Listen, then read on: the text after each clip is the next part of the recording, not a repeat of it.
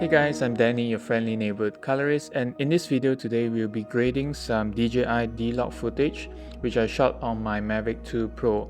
And if you want to download this exact footage and follow along, you can find so in the link in the description below as always. So I have my clip here loaded up in the color tab, and I also have 6 of my notes and I have labeled them, so you can pause the video right now and do so. So I'm going to start with a CST, which is our color space transform. I'm going to go into Effects tab and drag in a color space transform effect. And we're going to do our input and output color space. So for input color space, I'm going to do DJI, D gamut. And quick tip, you can just press the alphabet of the section that you want to go to jump to that section to save a bit of time. And for input gamma, I'm going to do DJI dlog. And for output color space, I'm going to go R Rec 709. And output gamma is G gamma 2.4. Okay, and you can see that we have a very good start. So the rest, I'm just going to leave it as it is. I'm not going to touch anything. And let's close our effects tab. So once we're done with the CST, basically you get a very good overall image, because what we're doing is to transform what the camera saw into a display color space which is meant for displaying on the screen. So right now I'm going to go to my first node, which is highlights. So usually at the beginning I like to preserve my highlights a bit so that I can fake a bit of high dynamic range, especially on a drone camera, which you can't do too much. So for my highlights, I like to go into my qualifier and then go to Loom, which is this one, so that it cancels out the hue and saturation, just leaving on luminance. And we're going to do a low of 65 and low soft of 20. So you can't see anything right now, but you can turn on the highlights to see the areas that it is affecting. So what I want to do is reduce the highlights in these areas. So let me turn off the highlight, and we are going to go into our primaries and over here highlight. So we're going to go all the way down 100.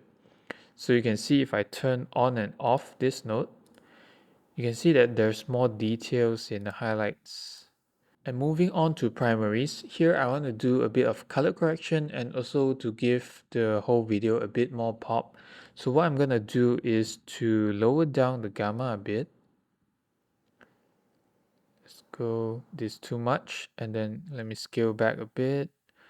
I'm going to go around here. And it's a bit dark, so what I want to do is to lift up the gain so that it has a bit more contrast. Lift it up.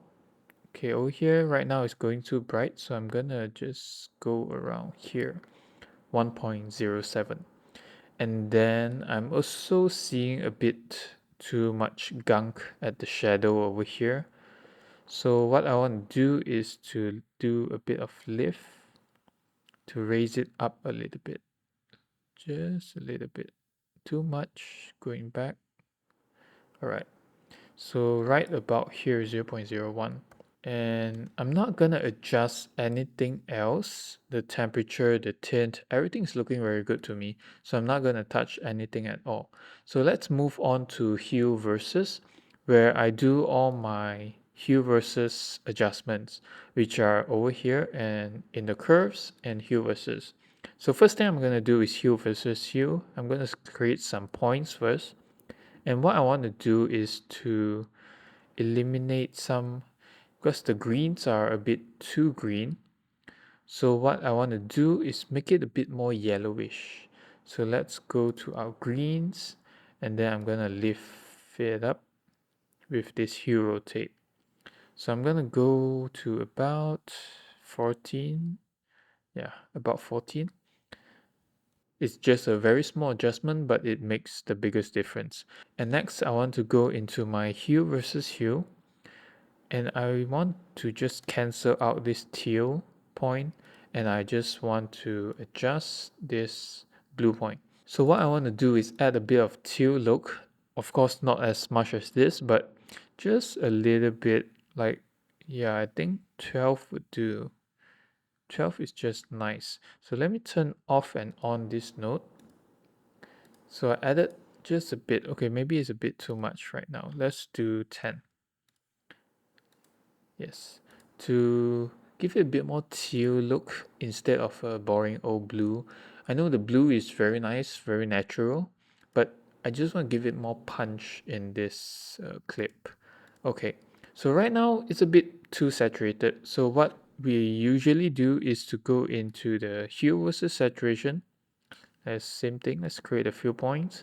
And I'm also gonna delete the teal point and just pull down the blue point. Let's pull it down to 0.65. Yes. Okay, right now is less saturated, and now I want to give it a very bold, very strong look. And to do that, I'm going to go into my hue versus luminance. Same thing, create a few points, and I'm going to remove the teal and the green point, and then I'm going to pull the blue down, all the way down. Yes. So let me show you before and after. So it's a very bold kind of blue, and I like this kind of look, inspired by Chris Chiu actually. This is the before and after for the hue versus node. And you can see that there's a bit of teal and a bit of darker kind of blue. So I like that kind of look. So the next node is sunset, which is where I want to create a bit of contrast in terms of color, because as you can see, there's black, there's blue, and there's white. There's no like contrasting colors in it. So what I want to do is to fake a sunset. So what I'm going to do is going into the windows, and I'm going to select a circle window. I'm going to stretch it out over the mountains. So when you think about sunset, it only affects the brighter areas. So using the same concept as our highlight preservation, I want to go into my qualifier. Same thing, I'm going to go into luminance. And I'm going to do a qualifying of the low. Let me do a highlight to see where I'm affecting. And then I'm going to push up the low to just the highlight areas. Okay, and then for the low soft, this time I'm going to go super soft, around 20. Okay, let me adjust it a little bit more. Okay, let's see if this works. So I'm going to go into my gain and then push it up. So you can see there's a very nice sunset kind of look going on, and it's only affecting the gain. So let me turn this off and on. And you can feel the color contrast actually coming through. And the good thing about this is I don't even have to track it because it's like very wide, so there's no tracking needed for this kind of shots. And some friendly advice is try to use as little tracking as possible, because it will have some issues if you're dealing with a lot of clips. So yes, there's my sunset node. And then moving on is the CST, which we did just now. And lastly, I have my noise reduction, because this clip was shot a bit later in the evening, so it has a bit of noise. So what I'll do is go into this motion effects, frames, I'm gonna go for 3, and motion type is always better. And for temporary threshold, I'm gonna set it at 10. And because usually I would just stop at there, that's enough noise reduction. And it also saves a bit of power on my device, on my laptop, on my Mac Studio. But for this clip, it has too much noise. So I'm gonna go in my spatial noise reduction also. Mode, I'm always gonna go for better. Radius, I'm gonna do a median. And for Luma, I'm just gonna go very little, which is 5. And the chroma will also be linked together. So let me go full screen. So after that's done, you can see that now there's a lot of noise, but when I turn it on, it's gonna be super clean.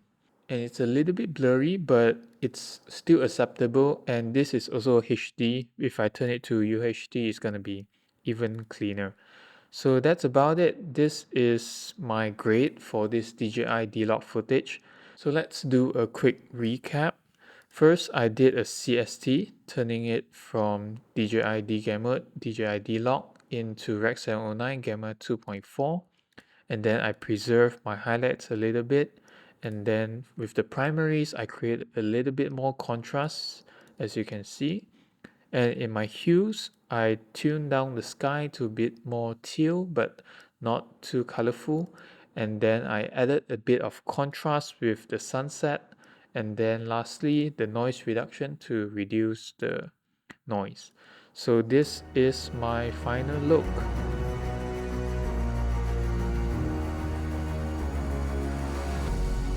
Thank you for watching to the end. If you found something useful, feel free to drop a like, and I'll see you guys in the next one. Bye bye.